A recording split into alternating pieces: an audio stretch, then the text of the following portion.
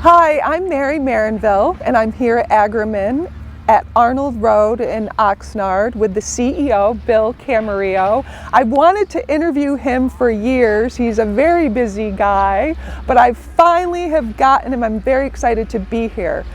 Bill, how are you today? I'm fantastic. Thank you for considering Agromin to be interviewed today, and I'm actually very honored. And I don't know how you missed me. Why did it take so long? But, Yeah, so you're here. I'm grateful. So thank you for your time. There's a lot of activity here today, but first, I want to talk to you about your name, Bill Camarillo. Right. We live in Ventura County. There's a city of Camarillo, and for years I've also wondered, is there any connection between the city and your last name? There is. I live in the city of Camarillo. Okay. Do you have any... I grew up in Ventura County. So, you know, I never got to meet Adolfo way before my time, but I know several family members of the Camarillos, and as far as I know, I'm not Okay. All right. a member of the family, but I do carry the name. Okay. Well, you've had this business for 25 years, so congratulations. Well, thank you. And I know that it's growing and it's successful for many different reasons, but how did you get involved in this business in the first place? Well, it's kind of a funny story. You know, I'm an entrepreneur by nature. I spent 10 years in the Marine Corps, finished my education, got an MBA from the University of Redlands, and joined a couple of high school friends after spending, like I said, 10 years in the Marine Corps. And they had their own waste stream because they trimmed trees for the utility companies like Edison and PG&E and Department of Water and Power, and we were trying to figure out a way to manage that waste stream by itself. And we stumbled upon the opportunity to convert it into electricity. So we reprocessed that waste and sent it to the cogeneration plants where they burned it and created electricity. So those were our first days of recycling in the early 90s. And from that time point, the state of California passed a lot of legislation to divert waste from landfills. And the first one was Assembly Bill 939, passed in 1990, that said every city and county needed to divert 50% of their waste from landfills by the year 2000. 50%. 50%. That's huge. Well, bottles and cans and newspapers don't weigh as much as green waste does. So it was about 1993 that the Harrisons approached us and said, hey, do you think you could recycle the first city in Ventura County's green waste program? And at that time, I was about 29 years old and eager, and said, sure, no problem. Didn't realize that green waste didn't burn at a power plant. So we tried to use that market for the material, and it didn't work. And Agromin's actually been in business for 45 years. Started in 1972 over here in Camarillo. And they primarily bought all their materials in, and they made them for the horticultural industry, nurseries, and agriculture and landscape. So in around 94, I went over to Agromin and said, is there any way you could use this really nice, fine material from the green material that kind of had been composted? And he wasn't quite sure, so he said, well, let me try it. And basically took all his recipes and introduced this material in slowly till he messed them all up and said, okay, now I'm going to back off a little bit. So today Agromin makes over 250 different types of eco-friendly soil products for all kinds 250 of, different all kinds products. of application. What's your learning. number one product? What's the one that... Premium Blend is probably our number one product. It's a composted, certified organic potting soil that everybody loves to use in their container gardening. For big agricultural applications, it's our Compost 100, which gets delivered to farms throughout Ventura County and Santa Barbara County. There's not many farms left in LA County, obviously, but those are probably some of the fast movers. But soil is kind of interesting. It's very interesting. It's become a science, and every parcel of land has its own fingerprint. So we don't do anything to the soil without testing it to first see what it's deficient in, and then we write a recipe on how to amend it to make it perfect. The whole Healthy Soils Initiative, which is going right now with the California Department of Food and Ag, is to help reduce the impacts of climate change. So a lot of what's happening today. So how does that happen? I know what we would talk to the kids about. topsoil erosion, Right. helping with protecting the topsoil, and also for cover crops and so on. So can you give us the reasons of why a grower would want, the environmental reasons, the sustainability reasons of why an grower would want to use your mulch and your soils on their property? Sure. So let me get back to greenhouse gas emissions reduction, because that's Okay. what's driving Exactly. legislation today. So greenhouse gas emissions reduction is the cause of the global warming effect. So we're like in a greenhouse with all this CO2 in the atmosphere. It's created this canvas that's allowed the earth to heat up. So in order to reduce that, we have to stop emitting so many greenhouse gas emission gases like CO2, which is kind of the common denominator to that.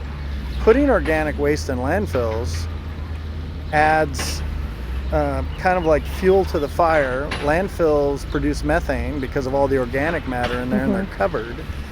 Even though landfills today have gotten better structurally at capturing that methane, there's still about a 25% fugitive emission of methane into the atmosphere. And methane's actually 80 times more potent than CO2. Wow. So the whole legislation is, hey, this is a big target for us to divert greenhouse gas from landfill, so let's divert the organic waste from the landfills. The benefit to the farmer is the old Mother Nature mimicking putting organic matter in the soil. Where's the perfect soil? Well, if you go to really neat places like the Amazon, where they have gigantic forest with, a lot of covered leaves on the ground and a lot of organic matter and a lot of life, it's really all we're doing is mimicking Mother Nature and trying to put organic matter back in the soil. So the soil actually maintains carbon, and we try to sequester carbon in the soil so it doesn't go back into the atmosphere. And if you look at fossil fuels, which are organic in nature, they were meant to be sequestered in the earth forever. And we are really smart human beings, learn how to extract it and convert it into energy, Right. emitting that carbon back into the atmosphere. So as the population grows and we consume more natural resources, we're trying to combat it by putting this organic matter back in the soil. So getting back to topsoil, factoid, if you had 4% organic matter in the soil, it would take Mother Nature 3,000 years to build 6 inches of topsoil. So we're just trying But not with Agromin. We're trying to speed it up. Right. So if we can put more organic matter in the soil and speed up Mother Nature's process and rebuild topsoils, farmers will use less water, less pesticides, less herbicides, get greater yields, and actually sequester carbon in the soil for a very long time, 20 to 100 years. So we're doing two great things. We're growing food, we're sequestering carbon, and we're using less resources. Right. So we spend a lot of time with science and laboratories and proving this to farmers, because farmers are, prove it to me, Right. Proof's in the pudding. We can prove to you by having more carbon in the soil, there's a direct relationship to the yield that gets produced on the crops you're growing. Right. And we have a lot of empirical data that proves that today. This is all such interesting information. I don't know if you realize this, in CAG's lesson plans, when we talk to the kids about sustainable ag practices, we talk about Agromin because we're trying to make it as relevant to them as possible. And when you can tell a student, do you know those 3 bins that you have outside your house and the green waste that is collected? And they say yes. And I said, what do they put in that green waste bin? And they'll say, weeds, twigs, grass clippings. Where do you think that goes? They have no idea. And I'll say, Agromin, with the help of E.J. Harrison, their partners, your green waste from your home gets collected and goes to Limoneira, and I'm sure here as well. Right. And that gets recycled into green waste that the farmers use. And you're helping farmers every time you put green waste into those bins. The kids love to hear that. The other thing we talk to them about is how the state of California has mandated by the year 2020 that no food waste should be going into landfills because of what you just explained. When it's broken down, the methane gas that gets released. Right. So can you tell us a little bit more about food waste and what Agromin is doing to help reduce the carbon emissions and the green gas emissions from food waste going into our Sure. landfills? Sure. So food waste, or food in general, takes a tremendous amount of energy to grow food, right? You Absolutely. think of the amount of water and labor and Resources, fertilizers and the ground. Mm-hmm. You know, nobody can really measure the amount of energy that food pulls out of the ground, but I can tell you, if you don't put it back, you're just going to consume it Depleting. all, and then the ground's dead. Mm-hmm. We need to keep feeding the Right. soil. So you have the urban centers, the cities and lifestyles we love to live. And in those lifestyles, we have lawns and we enjoy the food we have, and then we are very wasteful. In Mother Nature, there is no waste. Everything's reused, right? It all goes back to the soil. So everything came from the soil, it all has to go back to the soil. So we, today service over 100 cities throughout California. So we have multiple waste hauling companies like the Harrisons, who are the company that we got started with in Ventura County, collecting all this organic waste throughout California, taking it to one of our processing centers, where we convert that material back into a safe product, which is our compost that's mature, predictable. We can measure what it does and put it back in the soil. Food waste is the next frontier. The amount of food that is wasted by the population is massive. So we have a hierarchy to food waste.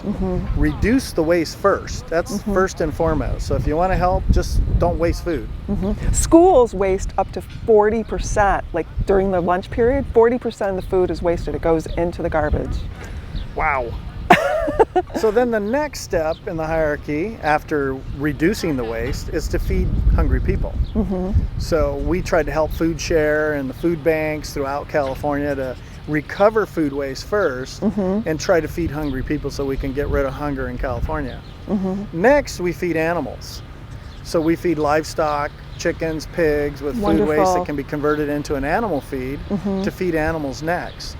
And then after that, we use technology like anaerobic digesters that'll take food waste, convert it into methane in an enclosed system, and then we can use that methane to power our trash trucks, or to create electricity to run our machines, or to create heat for other purposes.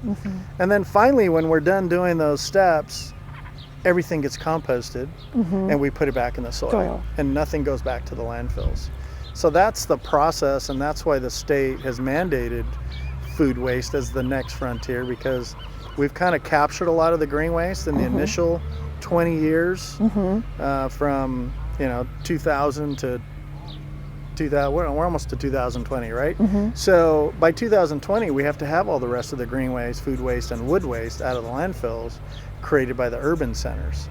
Now everybody forgets about all the other organic waste created by agriculture at their food processing centers. They weren't originally calculated in the amount of material being wasted. Dairies create a tremendous amount of manure waste, which is also organic waste. Right. And then nobody wants to think about the wastewater treatment plants, where all the food waste goes down the garbage disposal and the facilities we use, that everything ends up at a wastewater treatment plant, and all that solid material is also organic. So can I ask you, how many pounds of waste and all those different levels are you taking in and then distributing? How many? So that's a big number. So just as of last year, Agromin from its inception had recycled 6 million tons of organic waste. 6 million tons. So that's 2,000 pounds per ton. So we could try to do the math, right? That's about 12 billion pounds. Wow. It must make you feel good of what you're reducing waste, you're recycling waste, you're helping farmers increase their yields because of, the topsoil erosion and the fertilizer that you're putting back into the soil. It's amazing.